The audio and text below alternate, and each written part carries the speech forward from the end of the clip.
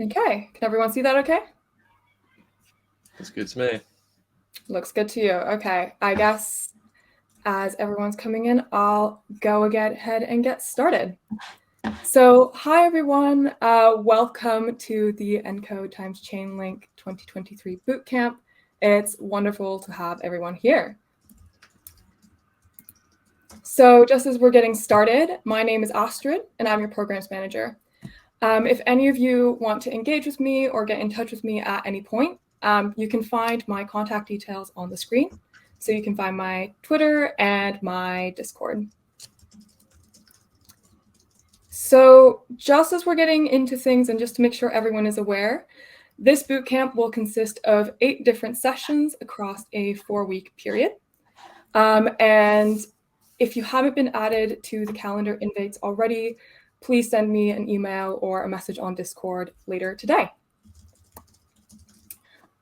I do want to highlight that we have 2 sessions coming up this week after this one. So it'd be great to have everyone join us. That being said, I do want to say that if you miss a session, we will be posting videos for each session on Discord, on our Discord channel.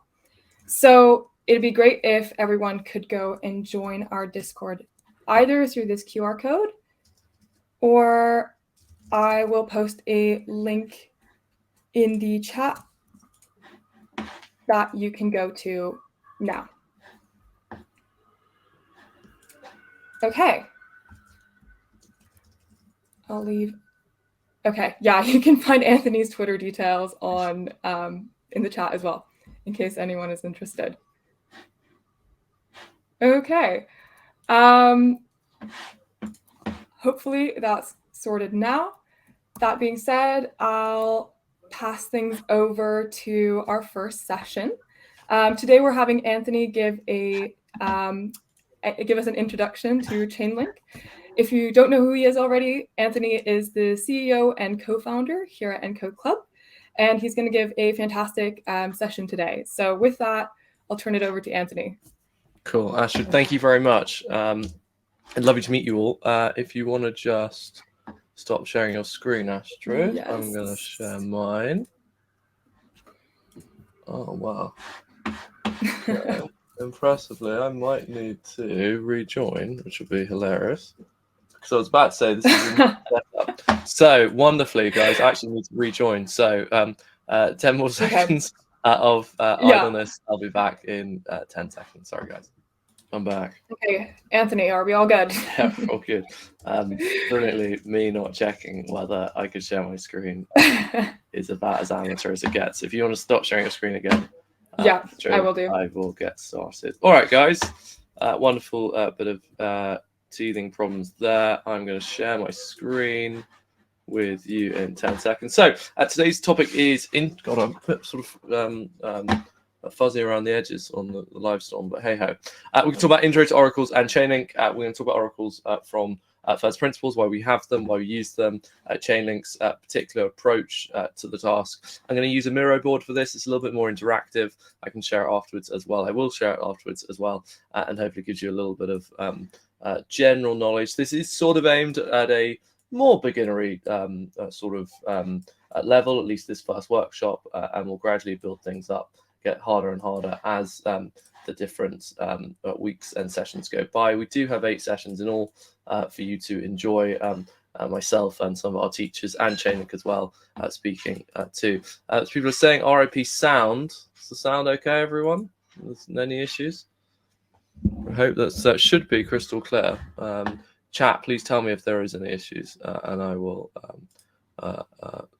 Well, there's not much I could do, but it should be fine. Right, we're going to use a Miro board. Hopefully, everyone can see that. We're going to draw as we go. We're going to take questions as we go as well.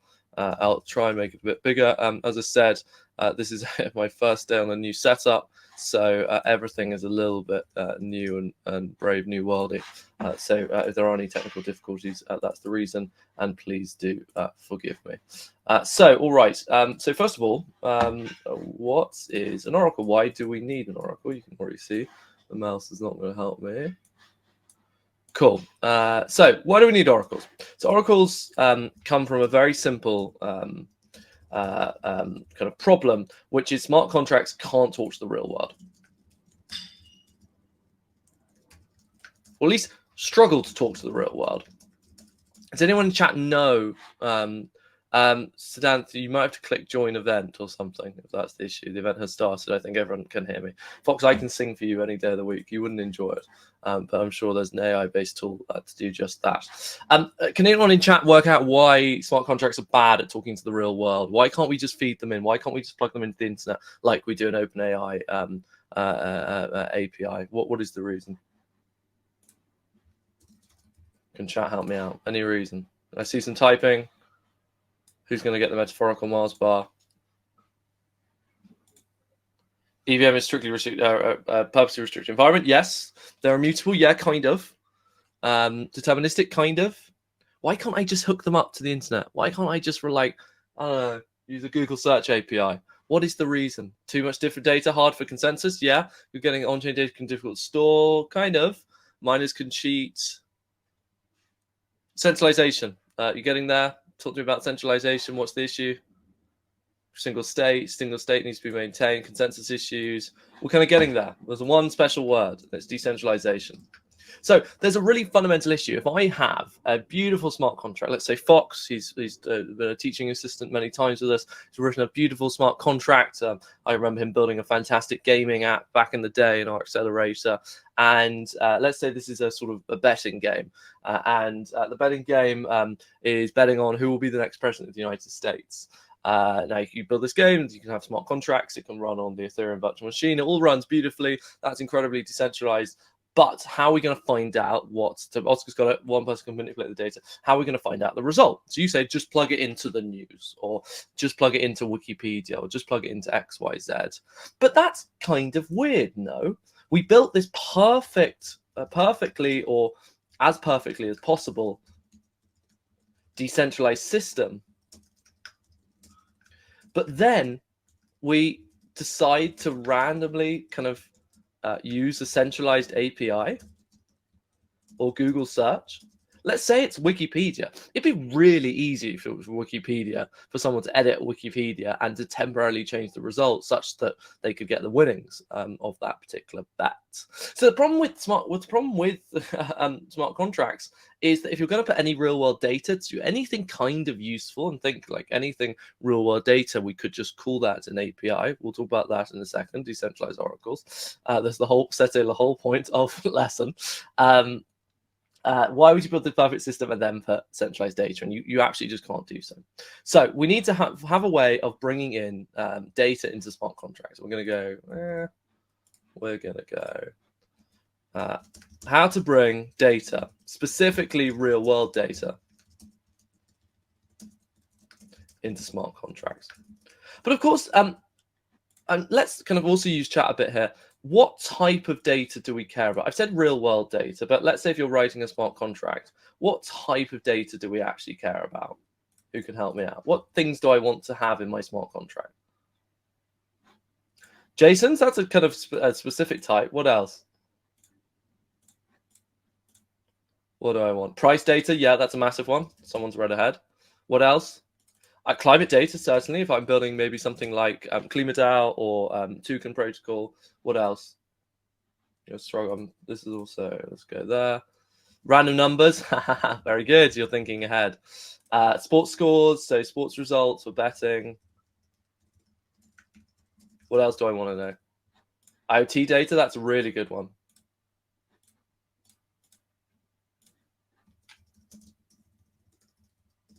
Carbon emissions, yeah. Macroeconomic data, yeah, I could do that. Maybe if I want to macro data would be if I'm kind of making a stable coin. Scientific data, yeah. What about on-chain data? What sort of on-chain data might I want to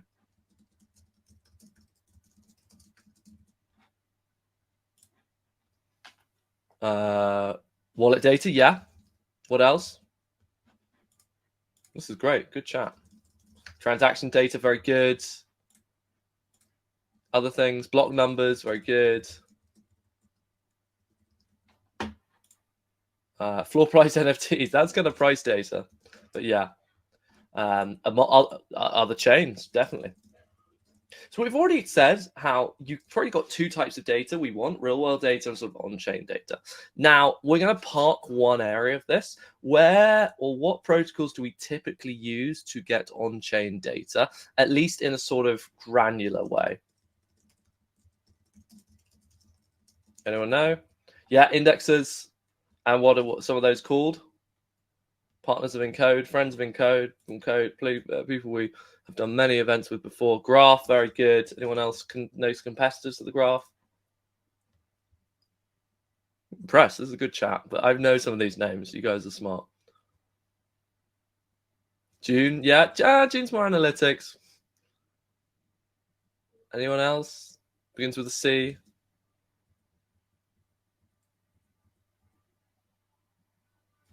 Not Chainlink. It's the same length. We're going to talk about on-chain granular data in a moment. DeFi 11, no. I think Covalent is also very good, very similar to the Graph. Places where I can get sort of streams of event data in order to do things. So what do I mean by granular on-chain data? I mean sort of listening for on-chain events. And specifically, when we talk about data we want to get into smart contracts, it's either going to be sort of I'm going to say broadly two types. One is going to be sort of granular event-based data, listening to smart contracts. So the data itself is coming from a smart contract, and I'm going to say sort of aggregated, easy to consume data, which typically is sort of data that's touched the real world. But if I told you, so we're going to skip a few kind of, we're going to kind of skip a few bits. All data in on Chainlink, which is the answer here. Chainlink is an oracle. We'll talk about what an oracle in a moment, what an oracle is in a moment. But all data on Chainlink is price data, pretty much. Why is this? So first, why is price data useful? Essential, actually not useful. And kind of, I'm impressed if I get the answer to it. Why is price data? Why is price data kind of the only useful thing, really? See who the smart cookies are. I will zoom in. It's miles away. So what? First of all, why is all data on Chainlink price data? Why is this essential? And why is it actually the only useful thing? Price of collateral, yeah. So that's good. So go further. DeFi, very good. So we can talk about DeFi. We can talk about collateral pricing. Also, yeah, it definitely can. Yeah, price is essential to anything financial. I mean, it's not just price. Obviously, we've got things like volume, trading data, spread, etc. But it's kind of all just price data. It's because it's essential to DeFi. To DeFi, to run a DeFi protocol like a stablecoin. So let's say a stablecoin. And the way a stablecoin works, for those that don't, in a very basic terms, is you have some collateral and you have some stable value you try to maintain, and you have some mechanism to use the collateral to maintain the stable value. Well, you need to be able to value your collateral in most cases. You need to know if you are away from peg. Oh, Matthias, you've got the answer. That's the next one. So you need to find this information out, and you could either kind of granularly listen to the chain, but like, it's not going to give you the price. Is an aggregated concept. So if I say the price of Tesla stock is X, can anyone tell me what do I actually mean? What do I mean when I say the price of Tesla is X? What does that actually mean? Again, smart crowd. I like this.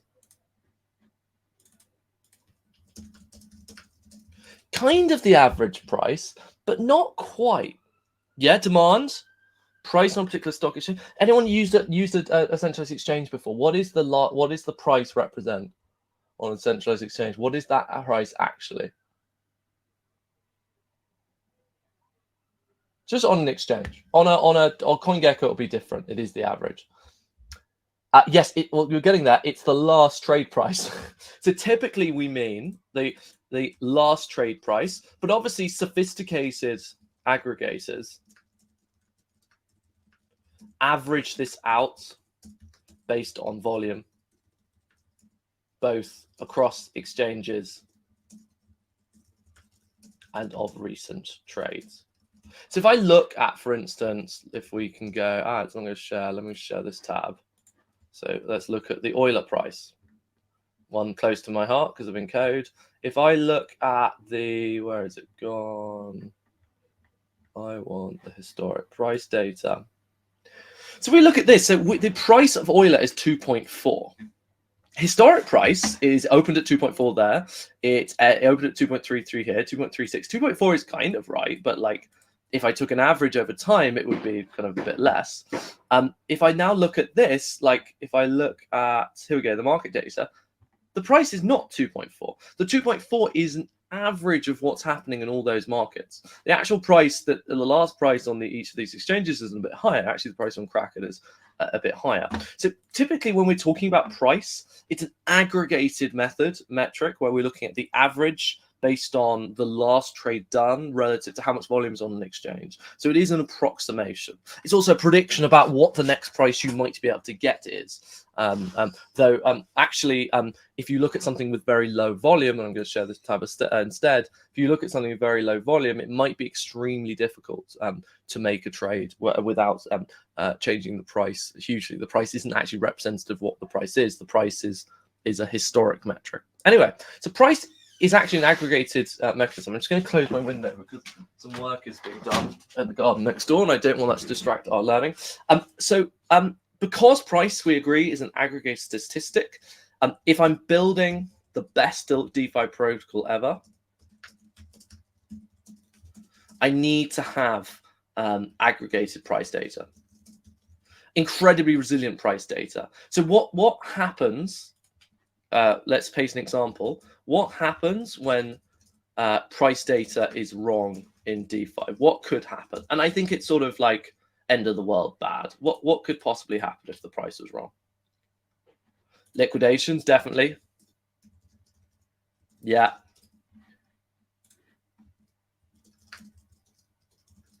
Yeah, arbitrage.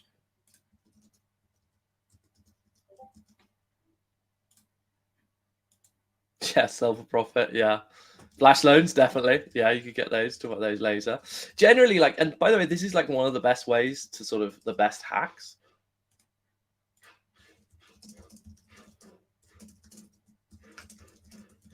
To manipulate Oracle data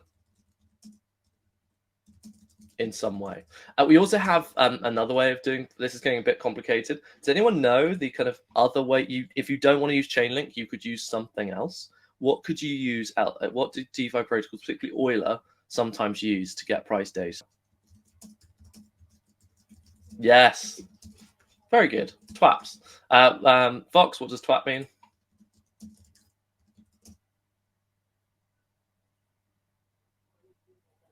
I'm letting him type. Time. Weighted. Average. Price. Very good. Thought you might rug me at the end there. So time weighted average price. So we are, if we go back to looking at Euler, we're going to adjust the price based on what happened. Well, actually, let's get the historical data. Adjust the price within some range based on what happened recently. You would not want to use the CoinGecko API to banner. Why would we not?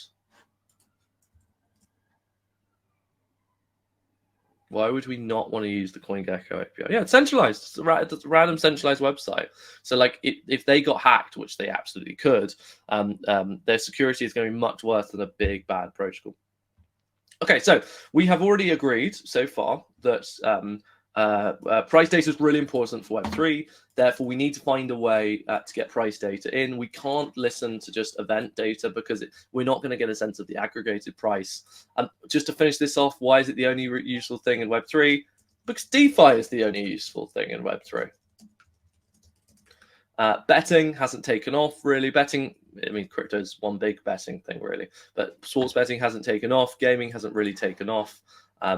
Nothing has really taken off except sort of DeFi and maybe links to speculation. So we kind of get this sort of problem immediately, which is that, and we'll kind of head over here now, which is if price data, aggregated price data is essential,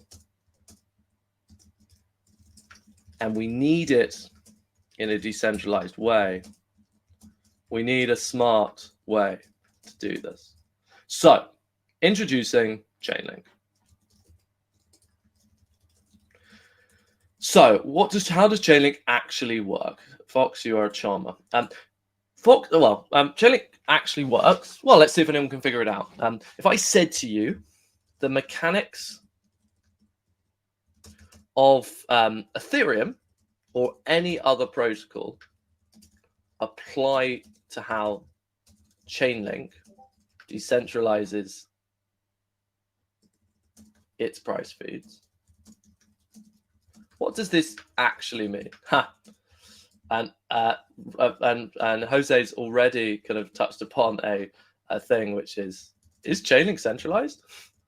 That's a really lovely one to come on to in a moment. So if the mechanics of Ethereum or any other protocol were to apply to Chainlink in the way it decentralizes its price feeds, how do we think it's achieving decentralization? What is the thing that's important here? Let's see if anyone's got it. Okay, yes, good. So multiple nodes. What else? Anything else to talk about nodes? Multiple sources. Good. What else? Very good. Oh, that's gone a bit skew-if. Staking link. Consensus. Good. I like this so far. Again, really smart group. So we're all kind of out. I'm going to just go off here. So let's ask, what is consensus? What is the point of a consensus mechanism? What is the point of any, not just Chainlink? Why do we have consensus? What's the point of it? To agree on something. Very good. Oh, canonical state. Lovely one. To assess validity. Something decentralization. Oh, I loved it, guys. Smart. Agree on a state. Addy, you've got on the head here. Reward good actors and disincentivize. That's a hard word to spell. I've probably not spelled it right. Bad actors. This is the thing. Consensus achieves two things. This is the whole innovation of Web3, actually. Well, and kind of wallet in the browser.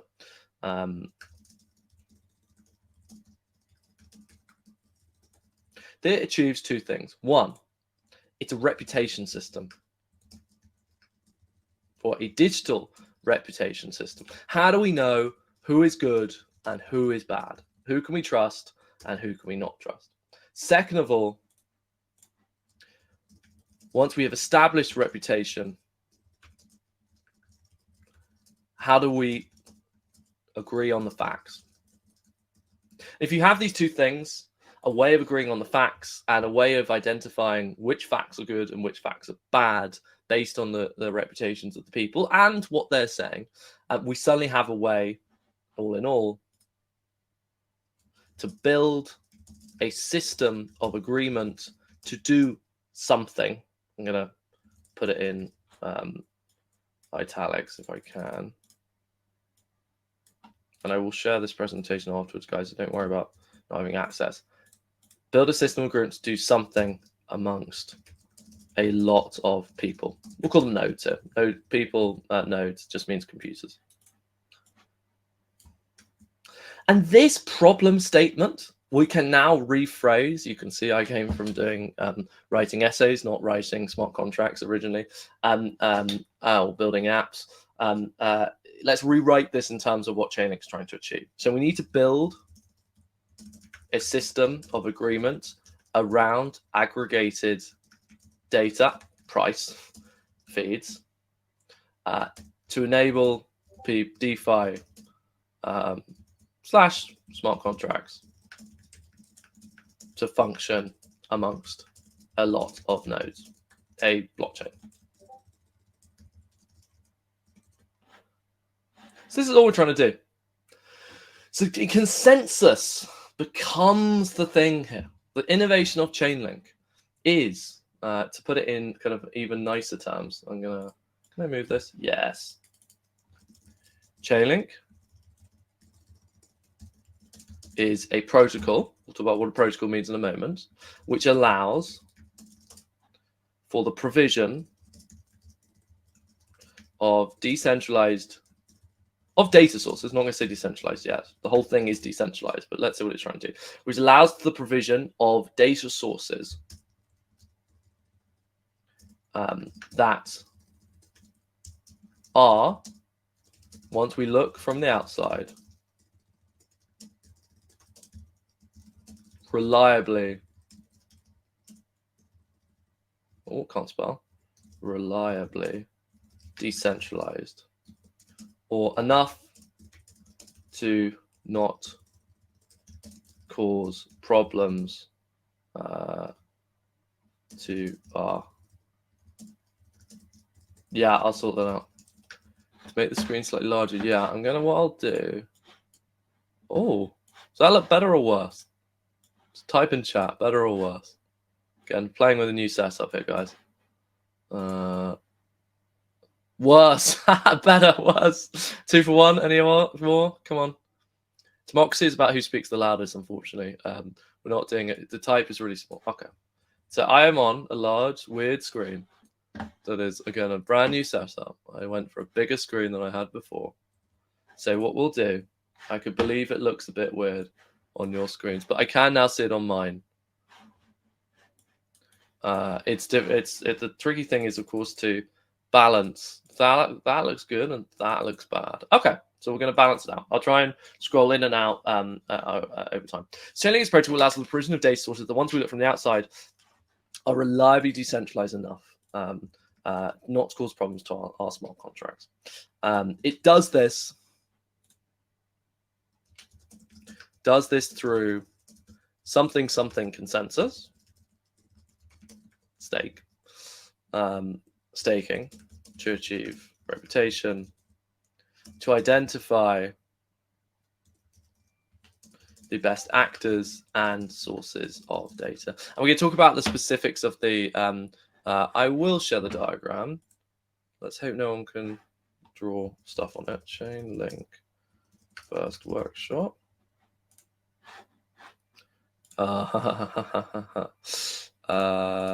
Anyone can view. Right, let's see if this causes havoc. Yeah, that's a very good point, Addy. The provision is decentralized. And we're going to talk about what that means in a moment, because we had a very good question earlier. The sources themselves are lots of centralized, or lots of individual actors suggesting their data, suggesting or putting forward their data feeds. It's up to consensus to identify who's good or bad. So let's talk about what decentralization actually means, because I think that's the obvious place to go. So the first thing is centralization / decentralization is a spectrum. Can we get it in chat? What do people think? I know you can't see that.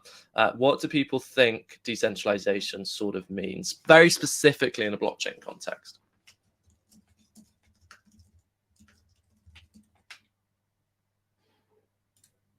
No single control.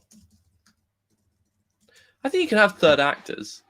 Trustlessness, good, that's a lovely word. Oh my god, that's not what I wanted.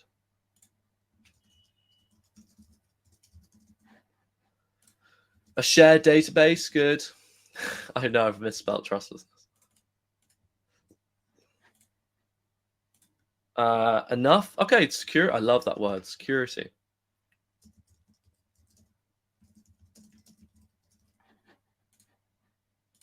Distribution. I love that amount of nodes. Very good. Privacy, maybe. Yeah, I can believe that. No barriers to entry / exit. Very good.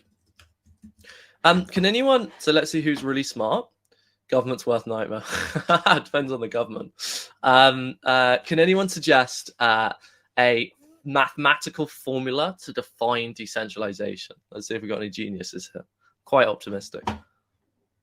Mathematical formula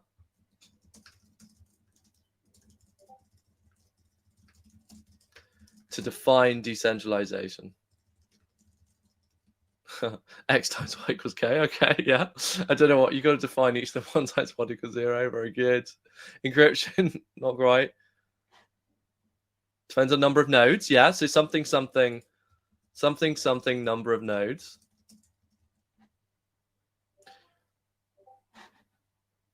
Yeah. I mean, the answer is there isn't one, clearly, because decentralization is a concept. It's a social construct. It is the extent of I love this, by the way. It is the extent of that something is not centralized, which means you have to define what is centralization, and therefore you got to define what is it centralized from or to. In this case, I think when we talk about a blockchain, the purpose of it fundamentally is to be a shared database. It's supposed to be a shared database where we can come to agreement on something. The purpose of Ethereum is to come to agreement on the movement of Ether and the use of smart contracts to do something. Actually, decentralization, I think the most important thing is agnostic. It's agnostic to outcome, but extremely specific and religious on process. So consensus and split control. And in fact, the only thing I think that matters is this, I'm going to call it P over N. Or let's call it C over N. Oh, where's my thing gone? Where C equals control and N equals actors. And C over N therefore gives us something decentralization. So that means if we have the control is fairly fixed, or let's call it power again. That if power is the ability you have to do something, and N is the number of actors in the system, we can have a blockchain with one person in it, or just 2 actors, and they could split the power. So then you're splitting the power. They both have quite a lot of power. They don't have much power with respect to each other or over each other, but they do share a lot of power in general. So you've also got to think what is sort of power with respect to each other and with respect to those outside the system. So we're getting a little bit theoretical here. Matthias, when you say religious to the process, I don't mean anything except using words a little bit flamboyantly. I just mean it's a let's say religious to the process here. The process equals we are building a database with unlimited number of participants who can exert control and must agree as a collective to do anything with respect to that database. So we're very theoretical, but anyway, if I was going to think of a mathematical formula, it's just P over N, power over number of actors. Now, clearly, the power to do something, the power here is to so is it decentralized? We'll come to that. The power is to give price data, and the extent of decentralization is how many actors probably involved in that. Maybe that's one way to look at it. Because one big thing is you've then got to find out the way of, so how do we come to consensus? And we'll talk about that next week, but on Thursday. And the way we come to consensus is often going to dictate how many N are involved, or at least sort of the influence of N. So let's take Ethereum for a moment. So here's a question. Was proof of work Ethereum or proof of stake Ethereum more decentralized? What do people think?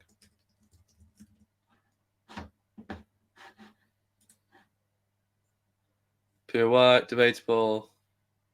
Okay, so it looks like POW, proof of work. And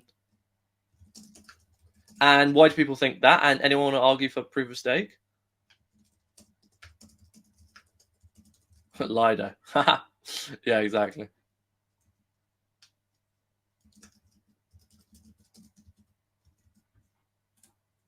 Anyone could plug in a GPU. Very good. Computational power. Computation power.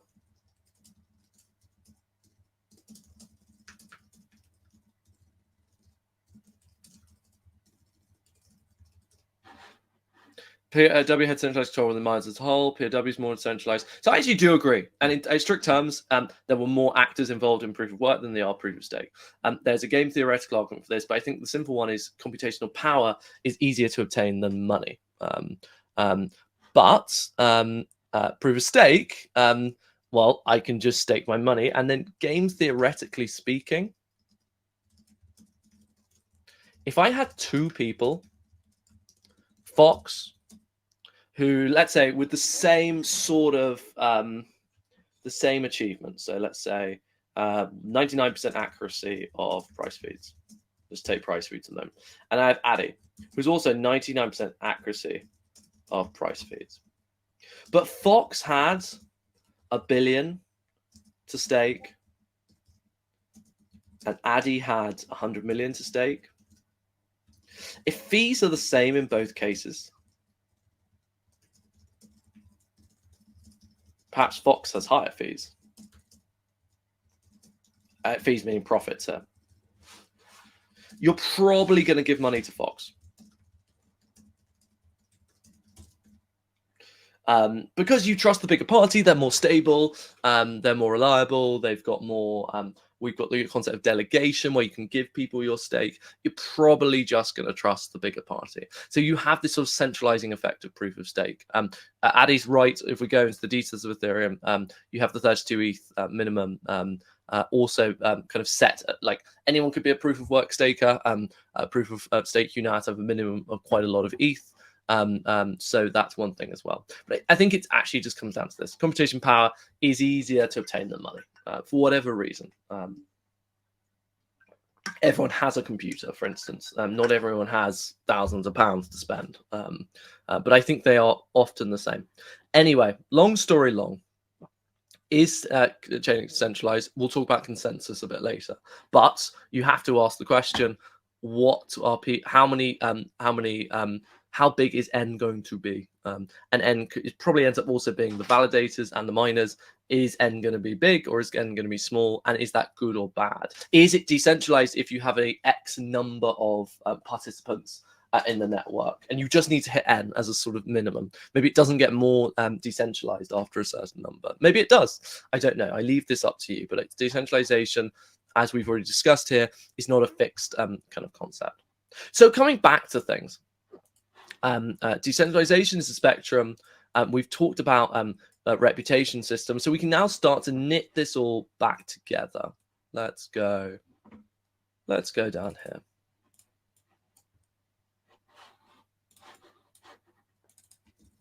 So where does this leave us? And why does it matter? So the first point is, kind of doesn't matter.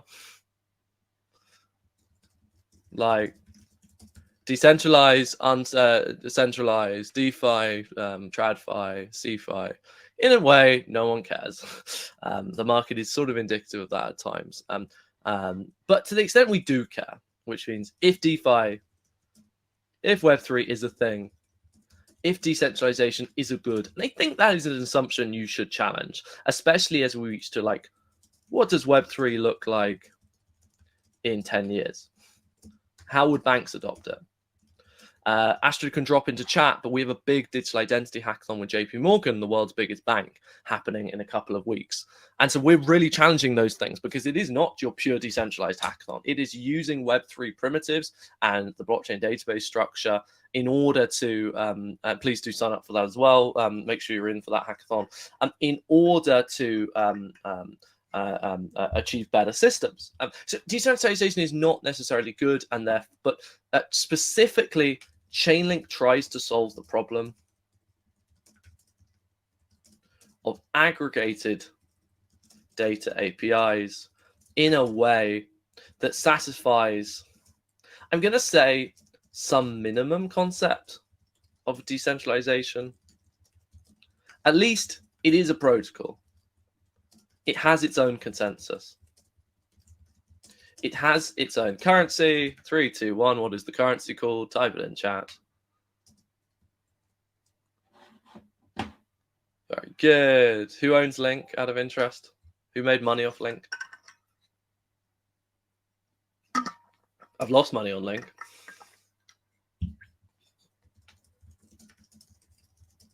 And we haven't really talked in kind of blockchain systems about why you have a currency. And I think with the Ripple decision recently, that becomes even more interesting. Why do we have cryptocurrencies? What is the reason? Existentially, I realize. Yeah, we are going to talk about. I was just giving you a sort of very basic one. Why do we have cryptocurrencies? Kind of digital payments, but Link is like its main purpose is not digital payments. What is the purpose of Link? What is Link's utility? Yeah. As a means of reward,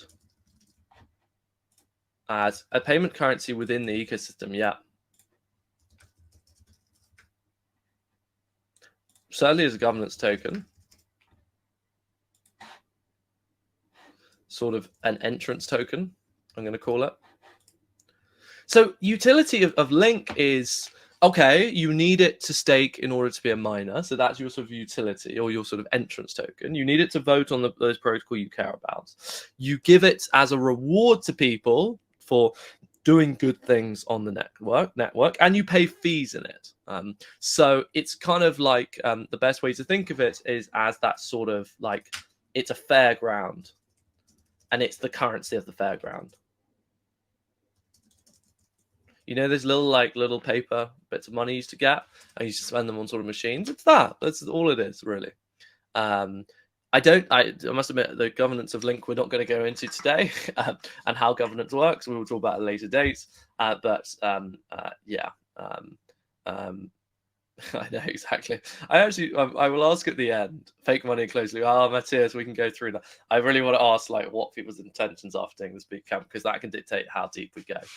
Because I think we could do some really fun things with a smart audience, whilst also making sure you'll receive some sort of education. It has its own consensus to achieve a way to aggregate data in some decentralized way with incentivized by some currency. And the end result is we get something price feeds for DeFi. But I'm going to ask a question to end with. Should we have more than one Oracle? Is one enough? Is decentralization important? Because to be honest with you, quite frankly, if you're building any dApp, you use Chainlink. So is that a statement that is good for? Is that a statement that is good for, or rather, is that good for DeFi, or is it bad for DeFi? I would contend it's broadly good, because I think a bit of centralization is probably a good thing. And it is, when we talk about decentralization, I think we're talking more, if we go up here, about the process than the outcome. Where's my little... where is my thing? Here we go. you're agnostic to the outcome. You don't mind how many people participate. You don't mind how we gain confidence in the system, so long as we're religious on the process. The process itself is kind of what we care about, not the outcome. In any event, what we get is amazing price feed data. And just to finish this off by just looking at Chainlink, because this has been a very conceptual talk, but I think a very fun, well, I've had fun. You might be hating it. But if I look at, bear with me, here we go. Hope everyone can see that. And look at the price feeds. Let's have a look at the price feeds. They call them data feeds. Look, there we go. Like, look how much transaction value is enabled. Look how many networks are supported. Look how many data points. I mean, it's all just money data points. It's pretty impressive and pretty vital to the working of DeFi. Who knows if it's hackable? Fox, if you can hack Chainlink, probably goes to jail, but you're a smart man. And everyone uses Chainlink, and everyone's kind of forced to use Chainlink because it's the biggest and the best. And is that good? Is that bad? Again, I probably think it's very good, but it's something you should know. Okay, guys, that here endeth mostly the lesson.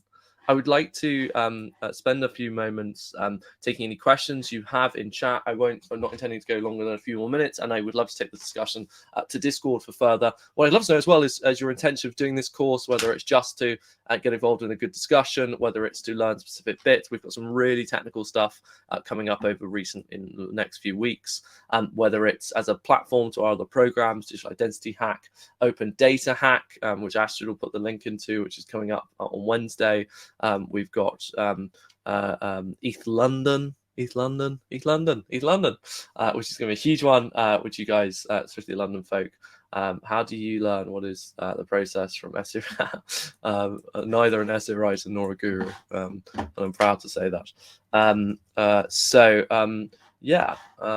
Let me take some questions as we go along. Will there be any repo? There will, as we get into the more technical stuff. I don't really want to bombard. There's enough technical stuff on the internet. Sometimes people don't sit down and actually explain stuff properly. At least I'm trying to do so as clunkily or smoothly as I can. You are the judge. Yes, Addy, East London is back. I saw you at the last one. You'll be at this one. I'm sure Fox, you'll be there as well.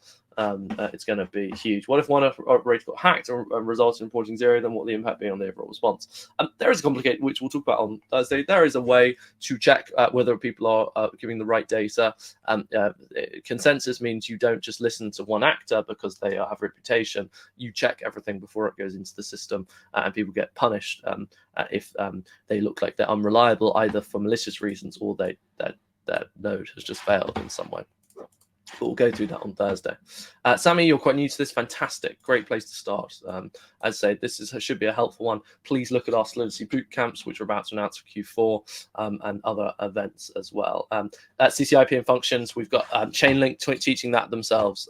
So that is a super fun one for you to get deep into. We'll go through kind of the list of topics in a second again, but oracles and data feeds will go into more depth on Thursday. Deploying your Solidity smart contract using oracles will be on Friday. The VRF, we talked about randomness in blockchains. Randomness in blockchains as well. Automations, that's incredibly important. We've got a talk by Kaiko, functions, and the CCIP. Other things as well. I'm not going to talk about my journey. It's boring. Why do we care about decentralized that much anyway? Very good question. Ask yourself that. What does the validation process look like? That is Thursday. How does Chainlink handle price outliers since there can be many price sources? Don't think of it in terms of Chainlink itself evaluating the data. Think of it in terms of a complicated mechanism of consensus where we're all challenging each other for the right to make sure the answer's right. And if we think an answer's wrong before a data feed particularly gets published, we can challenge it, etc., etc. This is how consensus works. You don't let a transaction go through unless people are happy. Teller, I have not mentioned Teller, great partner of ours in the boot camps. They're another brilliant Oracle band. Yes, might be having more than one Oracle systems present system. Fake money. How are bad actors punished? If you've got a stake, proof of stake, you just slash the stake. Slashing, you punish people by removing their stake or minimally removing their incentive. The recording will go up tomorrow on our YouTube with this incredibly ugly mind map, but that's okay. Addy will build a watch. That sounds very Paddy McCrory-esque. Small oracles the same with bigger oracles. Talk about that on Thursday. Where do you think Chainlink could really shine? Price feeds is the thing. That's important. It's the #1 financial use case. So yeah. Alrighty, guys, that takes us up to 4:55. You get 5 minutes back. It's been my absolute pleasure to do this workshop for you. I will just finish by sharing my screen with the next workshops. Please check your calendar. If you've not got access to the calendar or you don't see it in your calendar, please ping us on the Discord. Astrid will put the Discord link in one more time. See you otherwise on Thursday. I'll be taking the session again at 4 o'clock. We'll go deeper into the technical side of things. We'll get in some diagrams. Fox, that's very kind. Wouldn't want that job ever. And then Friday, over to Matthias, one of our fantastic teachers, to go technical and go from there. Otherwise, guys, it's been an absolute pleasure. Thank you very much. See you on Discord and have a great morning, afternoon, evening, wherever you are.